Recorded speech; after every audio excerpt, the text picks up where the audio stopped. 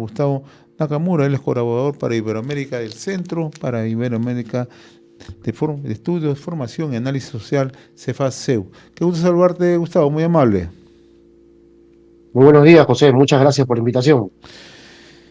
El gobierno de los Estados Unidos ha dispuesto a suspender toda la asistencia exterior de su país financiada por o a través del Departamento de Estado y a través de la Agencia de los Estados Unidos para el Desarrollo Internacional, conocido con las siglas de USAID, para su revisión en los próximos 90 días. Me gustaría conocer tu opinión, un poco para analizar el porqué de esta decisión del gobierno de Trump y cómo va a incidir en los países, en el caso nuestro de manera particular. Sí, José, me gustaría empezar con una reflexión muy rápida. Por ejemplo, el secretario de Estado, el señor Rubio, lo mencionó, dijo que todo lo que tenga que ver con cooperación o ayuda de Estados Unidos a partir de ahora tenga que ver con que ayude a la seguridad estadounidense y a la prosperidad estadounidense. Ese es el mensaje que ha dado, ¿no? Mucha gente dirá, ¿y esto cómo será? ¿Cómo se va a aplicar? Pues todavía no lo sabemos, pero las primeras medidas que han comenzado a darse es una revisión, en el caso peruano, de 90 días, de lo que está haciendo la Agencia de Cooperación norteamericana, USAID, como bien has mencionado, y también ver un poco lo que están haciendo en otros países de Latinoamérica, de Hispanoamérica, pero también de la Unión Europea, para ver cómo Estados Unidos ha estado ayudando o subvencionando o trabajando acciones conjuntas. Eso es lo primero que hay que decir. O sea, es una revisión de 90 días en el caso peruano y bueno, esto se veía venir porque Trump tiene una política mucho más proteccionista de su país y de la soberanía nacional. Entonces, pues ante eso, él está en la absoluta libertad de hacerlo como país y como nación y como presidente ya de los Estados Unidos de Norteamérica. Entonces, en realidad, es una medida que favorece para Estados Unidos, para el Perú, pues al parecer no tanto para cierto sector, porque los que más han reclamado de esta situación es un grupo de ONGs beneficiadas durante los muchos años en el país.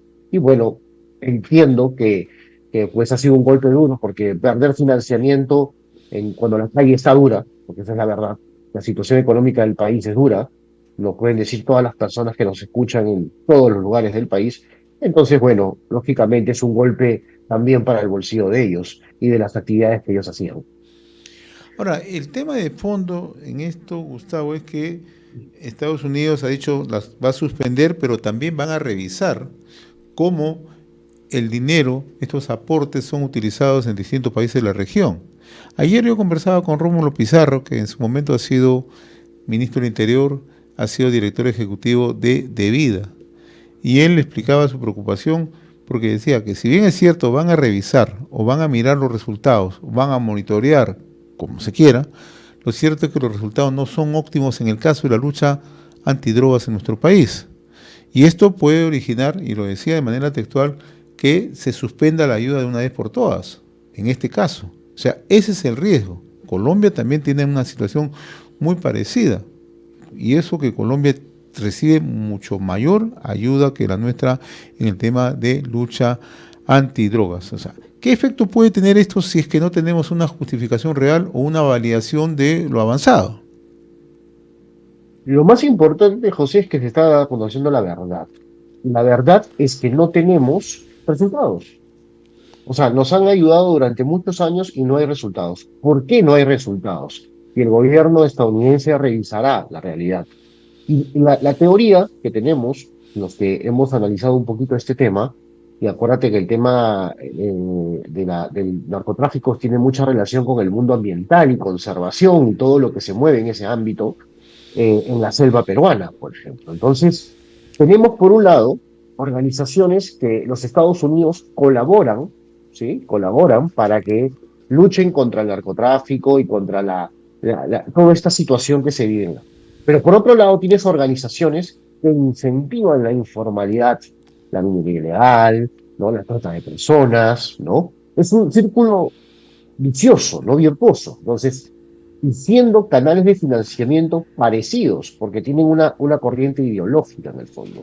¿sí? Por un lado buscan la solución, pero por otro lado incentivas a que las comunidades pues busquen otros mecanismos en contra de la soberanía nacional.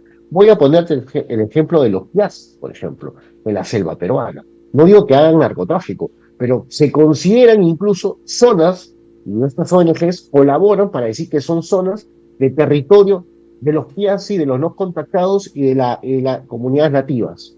Eso es lo más importante, no la soberanía del Estado peruano. Pero ¿quiénes financian a estos señores? La ministra el narcotráfico. Entonces, reciben plata para ir contra estas situaciones, pero a la vez le hacen el camino para que estos sigan colaborando y sigan teniendo incidencia. Entonces, lógicamente no vamos a tener resultados, José. Y ya te adelanto lo que va a pasar en la cooperación. Seguramente ellos van a revisar este análisis que te estoy diciendo.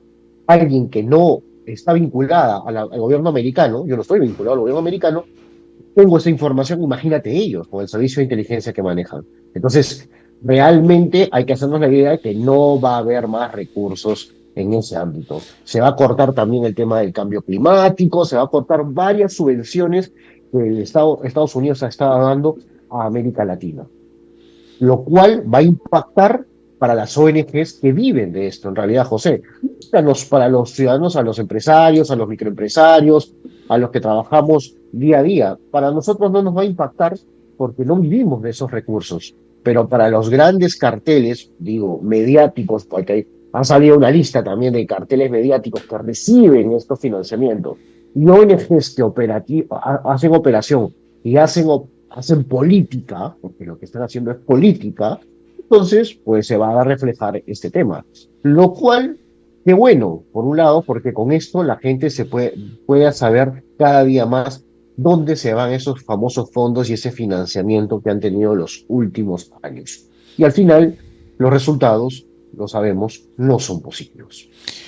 Ahora, y también lo que ayer ha dicho el señor Rubio, en el Departamento de Estado norteamericano, que Estados Unidos ya no va a repartir dinero a ciegas, sin ningún beneficio para el pueblo estadounidense, lo que tú acabas de remarcar hace unos instantes. Esto nos invita entonces a mirar en perspectiva. Entonces, ¿cómo es que algunos programas van a mantenerse, si es que se podrán mantener solo, o que ya el Estado peruano va a tener que nuevamente financiar estos programas? Es la gran pregunta. Claro, claro, si el Estado peruano decide financiarlo, ¿de dónde va a salir, José? De nuestros impuestos, ¿no? De todos los que pagamos impuestos todos los meses a la SUNAT, queridos, las personas que nos escuchan, de ahí va a salir. O sea, la plata va a salir de nuestro bolsillo, de los que trabajamos, los que salimos día a día a comprar al mercado, los que toman transporte público, de todos nosotros va a salir, del gran empresario como del pequeño empresario. Entonces, de algún lugar tiene que sacarlo si quiere continuar el Estado peruano con estos programas. Eso sale de los impuestos, no hay de otro lugar, que el Estado no genera riqueza. Eso también es cierto, y la gente piensa que el Estado genera riqueza, no genera riqueza. Entonces, de ahí va a salir, José. Yo espero que el Estado peruano tenga una revisión mucho más profunda, ponga las barbas en remojo, como se dice, y analice y no se haga problemas el gobierno actual. Bueno, en realidad queda un año y tanto, y ya tocará al gobierno entrante qué políticas tomarán sobre estas medidas. Pero Estados Unidos ha decidido todo el tema de la soberanía, todo este tema de sacar a todos los migrantes ilegales y todo ello, es una política que ellos lo han decidido y tenemos que estar abiertos a ello. O sea, no nos queda otra. A ver, ayer escuchaba a algún internacionalista en algún medio de comunicación diciendo que hay que unirnos todos los países sudamericanos en contra de Trump. O sea, pero nadie habló de los 12.000 inmigrantes ilegales que ya votó Estados Unidos en el gobierno de Biden. Ahí sí estaban calladitos, ahora sí lo hablan. En el fondo, José, lo que están haciendo es política, están haciendo incidencia política. Y los centros de pensamiento, uno de los que yo colaboro y trabajo, hace política de esa incidencia. Entonces, digamos las cosas como son. La verdad que ya la gente se va dando cuenta que hay gente que comienza a decir, soy analista, soy experto en temas, y en el fondo están haciendo una tendencia política que les interesa para fines de uno o de otro partido. Eso es la democracia. también es cierto. Ahora, Entonces, yo creo que esto es lo que va a venir. en este tema que estás abordando, el tema de la inmigración ilegal y que es una posición inquebrantable de parte del gobierno de Trump, lo ha remarcado tanto el secretario de Estado Rubio como el propio Trump, ¿no? O sea, ¿qué efectos puede tener en la región? Muy importante. Mira, José, hoy día acabo de ver imágenes, he visto que ha llegado el primer avión a Colombia después de que el presidente Petro hizo lo que hizo, sabemos, el fin de semana, el domingo, y esto va a continuar. Esto va a continuar. Ayer el canciller, en una entrevista también peruano, dijo que el Perú tiene que aceptar, prácticamente está haciendo la alfombra roja para que comiencen a aterrizar los aviones de las deportaciones que van a darse. Esto se va a dar en varios países de la región, donde mayores migrantes hay compatriotas peruanos y de otros países que han cruzado la frontera de forma irregular. Nadie está en contra de la migración legal, ¿no? Pero en el caso de la ilegalidad, pues es el Estado, en los Estados Unidos esto es un tema muy delicado y por lo tanto, pues tenemos que prepararnos todos los países a que nuestros compatriotas regresen al Perú y puedan hacer una nueva vida acá, después de muchos años, porque hay gente que tiene migrantes ilegales no 1 año, 2 años, hay gente que tiene 10 años, 12 años y Pero todavía no tienen los papeles no ha del regularizado su sueño situación, americano. ¿no? No ha regularizado su situación. Es que no van a regularizarlo porque durante muchos años ha habido situaciones o formas de tratar de quedarse desde refugiados y otras figuras que el gobierno americano lo tiene detectado, totalmente detectado. Entonces, en los últimos años, con la presidencia de Biden, esto incrementó, esto ha sido un negocio dentro de Estados Unidos y pues Trump lo tiene identificado y sabe en qué estados están ubicados. O sea, no es como Perú, ¿no? Donde no sabemos dónde está un prófugo de la justicia. Allá lo saben. Y lo saben y van a ir a buscar. Y más aún si es promesa de su campaña. Date cuenta que él está cumpliendo a rajatabla cada punto de su agenda. Él lo dijo y lo está haciendo. Y entonces, pues, los que miramos la política tenemos que, nos guste o no nos guste, la política de Trump o de Biden, depende de qué línea seas, cumpliendo lo que dice. Por fin un político está cumpliendo lo que Ahora, dice. Mírenlo por el lado positivo. Gustavo, hemos visto medidas inmediatas, ¿no? Uno, el tema migratorio, ahora estamos viendo el tema de recorte de ayuda exterior y ahora viene el tema económico, el tema arancelario, que también es un tema que va a impactar muy fuerte a las economías en América Latina.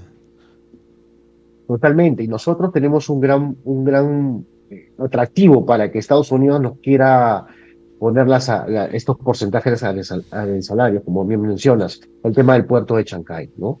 Lo han intentado vender de una forma que no, China no lo opera, que China no lo es. Lo que es cierto es que China tiene el 60% del puerto de Chancay. Eso lo sabíamos todos. Y el 40% es de una empresa peruana. ¿No? Capital peruano privado. En el caso chino no. La empresa china es una empresa estatal china, dinero del Estado chino. Entonces, esto hay que decirlo. ¿Eso nos puede traer algunas dificultades? Sí, pero ahí toca la fortaleza, esperemos, que la Cancillería sepa manejar y el gobierno sepa manejar para saber qué realmente es el puerto de Shanghái, cómo hay que trabajarlo adecuadamente y que Estados Unidos no lo vea como una amenaza, sino como un aliado incluso. O abrir otro puerto en su momento que Estados Unidos ha pensado. O sea, tenemos que ser mucho más hábiles los peruanos de cara al movimiento geopolítico. Eso es muy importante y creo que en el país en los últimos años nos hemos apartado de la geopolítica y nos hemos dedicado a la politiquería de los escándalos, de los robacables, mochasueldos o del caso de, por ejemplo, de la red de prostitución del Congreso, presunta. O sea, esa política sucia que en realidad al ciudadano está asqueado y no nos beneficia nada. La geopolítica como esto, las relaciones internacionales, se tendrán que manejar de la mejor forma. Pero sí puede haber repercusiones, José, definitivamente. China es el primer inversor y el primer socio comercial del Perú, y eso no lo podemos negar. Entonces, creo que eso nos tiene que llevar a una reflexión y saber manejarlo adecuadamente. No estamos en contra de la inversión china, porque los chinos ya lo han hecho, Estados Unidos no lo hizo en su momento, también hay que decirlo, pero hay que saber manejar estas figuras y creo que ahí la Cancillería, el gobierno en general tiene que tener una muñeca muy, muy, muy política y asesorarse muy bien para poder llevar a buen término ello. Gustavo, una pregunta final y que tiene que ver justamente con el análisis que trazas, ¿no? La globalización de la economía, la geopolítica. En las próximas horas está arribando a nuestro país el líder de la oposición en Venezuela, Edmundo González Urrutia. ¿Esto cómo lo interpreta? ¿Como ya un viraje, un cambio así, un punto ya de no retorno de parte de nuestra Cancillería de alejarse de Maduro, como en algún momento intentaba hacerlo la presidenta? Y ahora con estas decisiones ya marca ya un punto de inflexión total. Mira, José, yo voy a ser más duro en esto, ¿ya? Y permíteme, este gobierno no está haciendo nada prácticamente. Entonces, necesita acciones concretas para demostrar cierta gobernabilidad. La presidenta tiene un nuevo partido, el hermano ha hecho un nuevo partido, nadie se acuerda de eso, ¿no? Claro. Pero bueno, ya está inscrito. Entonces, la venida de González Urrutia, ¿qué le trae? Visibilidad ante la política internacional, que la gran mayoría está a favor de González Urrutia. Entonces, segundo, tiene el mayor público venezolano, la segunda migración, creo que es después de Colombia, más importante en este lado de Sudamérica. Más de 1 millón, no sabemos, 1,5 millones venezolanos. Políticamente votantes en el 26 para las elecciones regionales y municipales. Ojo, muchos de ellos ya con su situación regular. Y para el 31, algunos de ellos ya serán peruanos porque se han casado, han hecho una vida, han arraigado aquí y serán votantes. ¿Votantes para quiénes? Lo están viendo con visión política, con visión a mediano y largo plazo, de respaldo, de votos para tener candidatos al Congreso, diputados. Eso es lo que están haciendo. Están utilizando el aparato del Estado, utilizando también al señor Urrutia de alguna forma para lavar y comenzar a tener una red importante con los venezolanos que están aquí en el Perú. Que buenamente hay muchos que trabajan legalmente y lo hacen muy bien, y tenemos algunos que, bueno, ya sabemos que están relacionados al tema del crimen organizado. Pero eso es lo que está haciendo la presidenta. Más allá de que que el Perú ya no va a ir para atrás, seguramente dirá, en política, José, hay gente que puede decir, lo recibí, pero en realidad fue por deferencia, por la cantidad de inmigrantes que tenemos aquí, no fue una decisión del Estado, fue más una invitación. Van a buscarles y tienen que deshacerse de esa figura. Pero en este momento le es útil al gobierno y por eso lo está aceptando. Más allá que es justo reconocer al presidente electo, ¿no? Que lamentablemente no ha asumido funciones porque Maduro está enquistado en el poder. Gustavo, como siempre yo te agradezco por la comunicación con RCR, Red de Comunicación Regional. Muy amable como siempre, Gustavo. Que tengas buen día, muy gentil. Gracias, muy buenos días, José. Gracias. Conversamos con Gustavo Nakamura, ¿no? Él es integrante, colaboró para Iberoamérica, el Centro de Estudio de Formación y Análisis Social, CEFAO-CEU, y director del Centro de Innovación y Políticas Públicas.